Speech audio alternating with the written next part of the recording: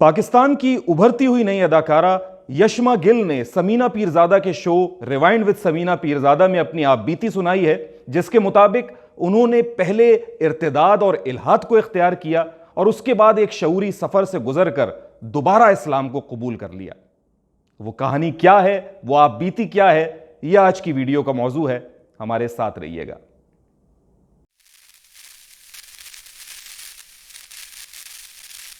कहता हूं सच कि झूठ की आदत नहीं मुझे।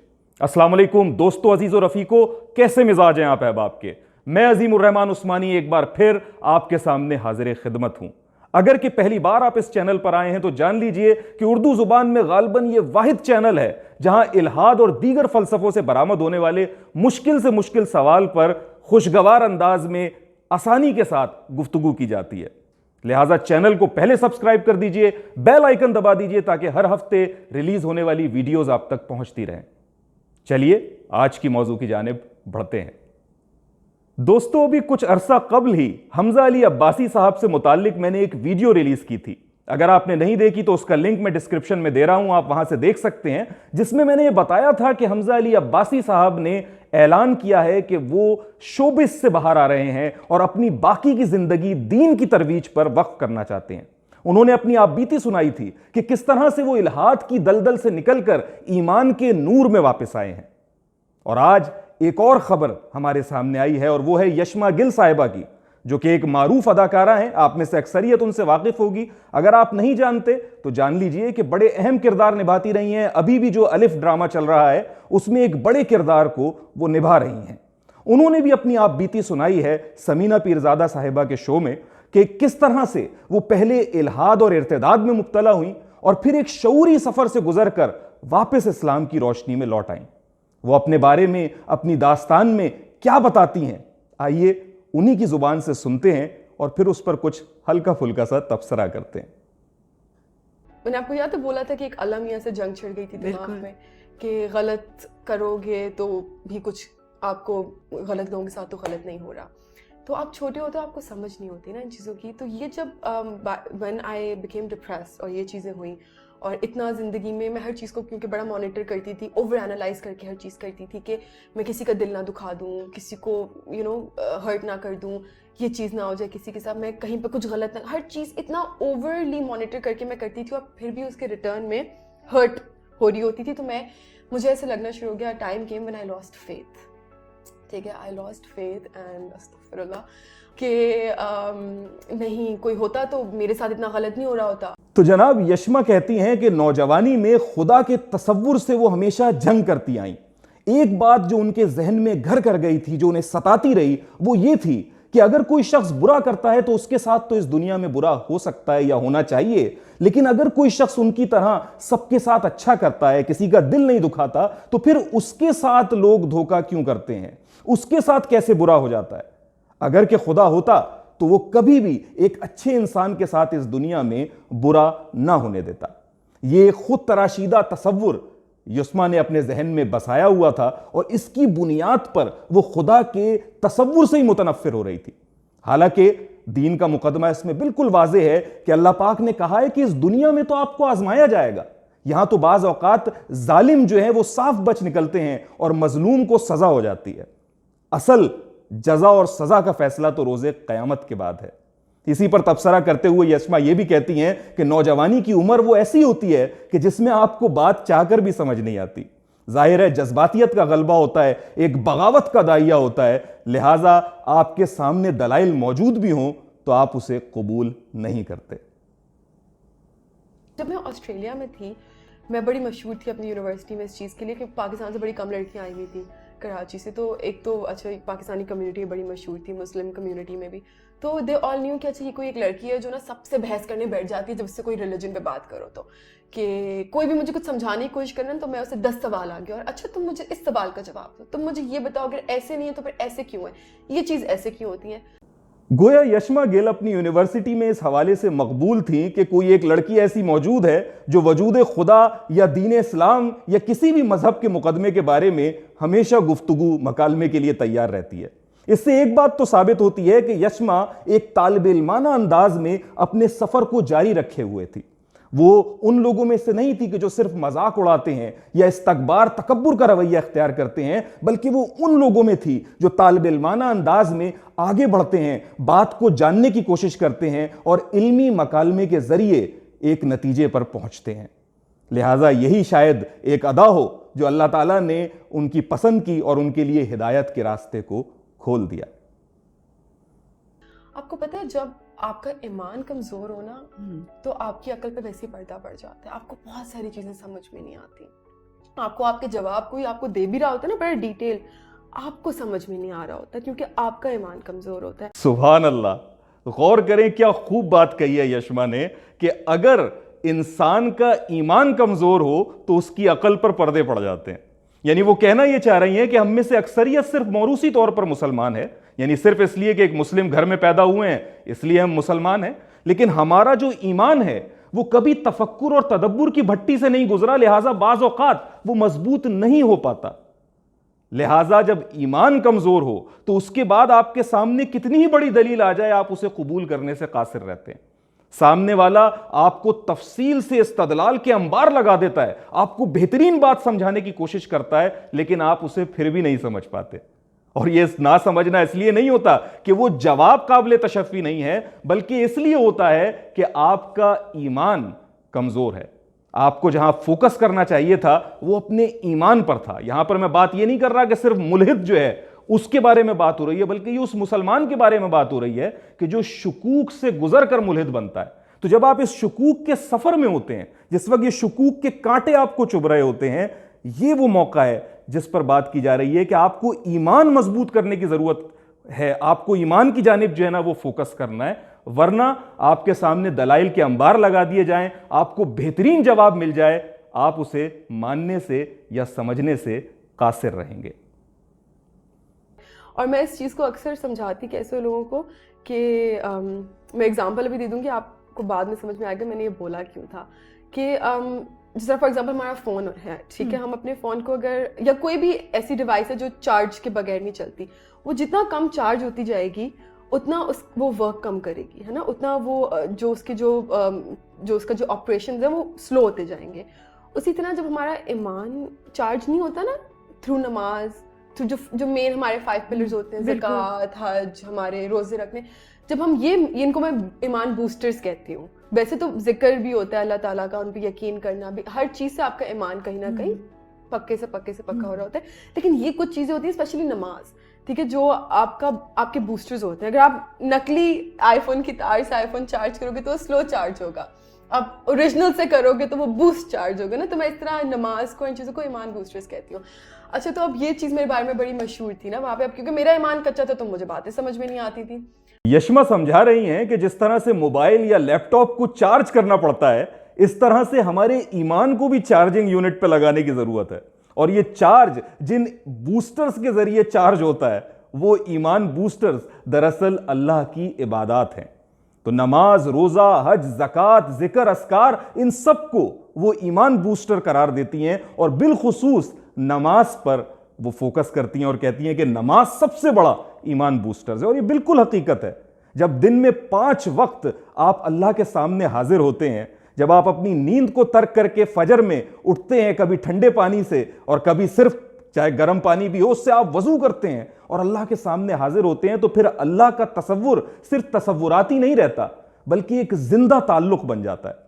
تو یہ ایمان بوسٹرز ہیں۔ جب آپ ان عبادات پر عمل کرتے ہیں تو اس سے آپ کا ایمان آہستہ آہستہ تقویت پانے لگتا ہے۔ یہ ہے وہ بات، یا یہ ہے وہ یہ کلیدی بات جو یشما ہمیں سمجھا رہی ہیں۔ اب مجھے میری ایک دوست ملی وہاں پہ، بہت پیاری دوست ہے وہ، ابھی بھی وہ آسٹریلیا میں رہتی ہے، وردہ، میں اس کے بارے میں سب کو بتاتی ہوں۔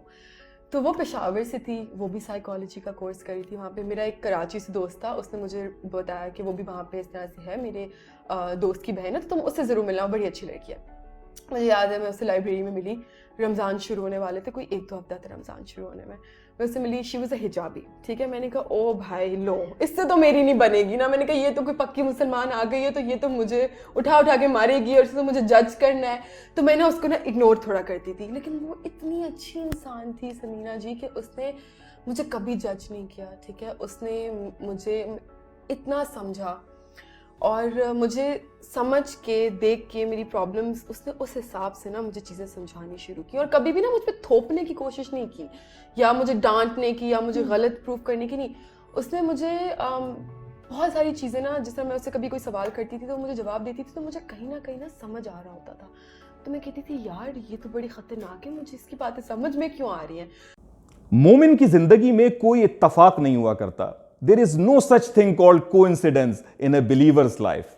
हम तो इस बात पर यकीन रखते हैं कि अल्लाह पाक का ग्रैंड प्लान है जो इस वक्त हमारे इर्द गिर्द एग्जीक्यूट हो रहा है, और हर बात उसी ग्रैंड प्लान का एक हिस्सा हुआ करती है. गालिबन इसी का एक हिस्सा वर्दा की सूरत में यशमा की जिंदगी में आया, जो कि एक दोस्त बनकर आई, जो एक प्रैक्टिसिंग मुस्लिम थी, हिजाब पहनती थी, और यशमा उनको देखकर घबराई.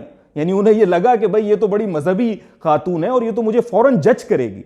यानी ये तासुर जो हमारे यहां मौजूद है, और बदकिस्मती से हमारा मजहबी तबके में एक हल्का ऐसा है जो इसको तकवीयत भी देता है कि हम फौरन जज करने लगते हैं, हम फतवे लगाने लगते हैं कि ओहो ये आ गए, ये तौबा करेंगे, ये तो इतने गुनाहगार हैं, ये तो फासिक हैं, ये तो फाजिर हैं, ये तो काफिर हैं. यानी ये रवैया जब हम इख्तियार करते हैं तो वो लोग जो शायद आपसे मिलकर, आपसे गुफ्तगू कर कर दीन के करीब आ सकते थे, वो आपसे दूर हो जाते हैं. तो यशमा को भी ये महसूस हुआ कि वर्दा चूंकि हिजाब पहनती है, दीन पर अमल कर रही है, तो वो भी जजमेंटल होगी. लेकिन अल्हम्दुलिल्लाह बात इसके बरक्स निकली. वर्दा ने उसके वेस्टर्न स्टाइल को जज नहीं किया, उसके ऊपर कोई फतवा नहीं लगाया, बल्कि नरमी से उसके साथ बात करती रही, और आहिस्ता आहिस्ता जब भी उसने जवाब चाहे तो अपने तई वो जवाब देती रही. यशमा का कहना है कि उसके जवाबात इसे समझ भी आने लगे. यानी वो सामने ना भी माने तो वो बाद में उसे सोचती थी कि वाकई ये बात तो समझ आ रही. तो उसने मुझे एक दिन बोला, उसने बोला यार तुम सिर्फ मेरे बोलने पे ना एक चीज़ करो, since you respect me so much, और तुम मेरी अच्छी दोस्त, मैं उसकी इज्जत बहुत करती थी क्योंकि इंसान बहुत अच्छी है वो. तो उसने कहा तुम मेरे बोलने में सिर्फ एक चीज़ करो, ये लास्ट में तुम्हें ट्राई करने के लिए बोलूँगी, अगर इसके बाद तुम्हारा यकीन अल्लाह ताला में वापस नहीं आया ना, तो तुम रहना ये अपना एथियस्ट जो भी तुम्हारा जोन है. मैं कहा ठीक है बताओ क्या करना है. कहती भी रमज़ान आने वाले हैं, तुमने 5 वक्त की नमाजें पढ़नी है और तुमने रोज़े पूरे रखने हैं, और तुमने दिल से, तुमने अल्लाह ताला से ना अपनी जो भी तुम पहली नमाज पढ़ने जाओगी उसमें तुमने दुआ करनी है कि अल्लाह ताला मेरी जो भी मुश्किलात हैं आप उन्हें हल करें, मुझे सीधा रास्ता दिखाएं, मुझे हिदायत दें, मुझसे करीब आए वापस, मैं चाहती हूँ कि मेरा आप पे यकीन आए वापस. इस तरह दुआ करो सच्चे दिल से, और तुम नमाज़ें पढ़ो. ये तुम पूरा 1 महीना मेरे बोलने पे जिक्र करो, और अगर उसके बाद तुम्हें मेरे सवालों के जवाब समझ नहीं आए ना, जब तुम्हारा ईमान पक्का ना हो जाए, मेरा ईमान पक्का करने की कोशिश करी थी ना वो पहले, तो तुम्हारा ईमान वापस से चार्ज ना हो जाए, और अगर उसके बाद तुम्हें मेरे सवालों के जवाब समझ आए तो फिर तुम भले ये रहना.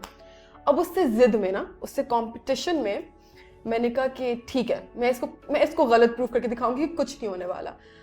पहले obviously my mom and my dad they both are proper, मतलब जो प्रैक्टिसिंग मुस्लिम होते हैं वो, तो नमाज़ पढ़नी आती थी, सब आता था, लेकिन कभी नमाज में आप पढ़ क्या रहे होते हो उसकी ट्रांसलेशन नहीं पता था, मतलब नहीं पता था. तो मैंने अब क्या किया, मैंने कहा यार ये मेरी आखिरी ट्राई है और ये कंपटीशन में ट्राई है, तो मैंने तो ना अपना 100% देना है इस बार. मैंने नमाज पढ़नी भी है ना, तो मुझे पता होना चाहिए कि मैं पढ़ रही हूँ तो मैं उसका मतलब क्या, मैं क्या बात कर रही हूँ अल्लाह ताला से.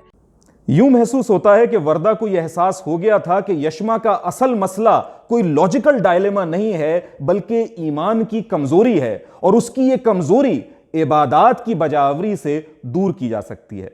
लिहाजा वर्दा ने यशमा को कायल किया कि वो रोजे रखे, रमजान में मुकम्मल रोजों को पूरे एहसन अंदाज में रखे और नमाज का भी एहतमाम करे. यही नहीं बल्कि अल्लाह से दुआ भी करे कि वो अगर है तो उसे हिदायत का रास्ता दिखा दे. यशमा ने भी ये चैलेंज कबूल करके कि भाई एक आखिरी ट्राई करती हूं, बल्कि इस जिद में, यानी उनके बकौल ये कि इस जिद में कि मैं इस्लाम को गलत साबित कर देती हूं, उन्होंने इस चैलेंज को कबूल कर लिया और पूरी एहसन अंदाज के अंदर जो है वो नमाज भी अदा की, दुआ भी मांगी, और रमजान में रोजों का भी एहतमाम करना शुरू कर दिया. और यूं उनका पूरा रमजान खत्म हुआ.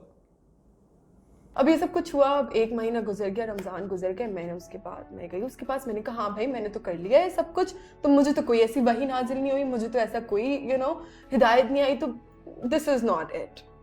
तो वो मुझे कहती है अच्छा, वो बेचारी बड़ी मायूस की थी, अच्छा चलो ओके कोई बात नहीं. अब यू वोंट बिलीव समीना जी कि 2 दिन नहीं गुजरे, मैं लाइब्रेरी में बैठी होती थी, मैं पढ़ रही होती थी, तो मुझे ना नमाज के टाइम पे ऐसे फील होता था जैसे समथिंग इज मिसिंग, मैं ना कुछ लेक्चर अपना भूल गई हूँ, या मैंने कोई अपना कुछ करना था मैं कुछ भूल गई हूँ किसी से, व्हाट इज मिसिंग।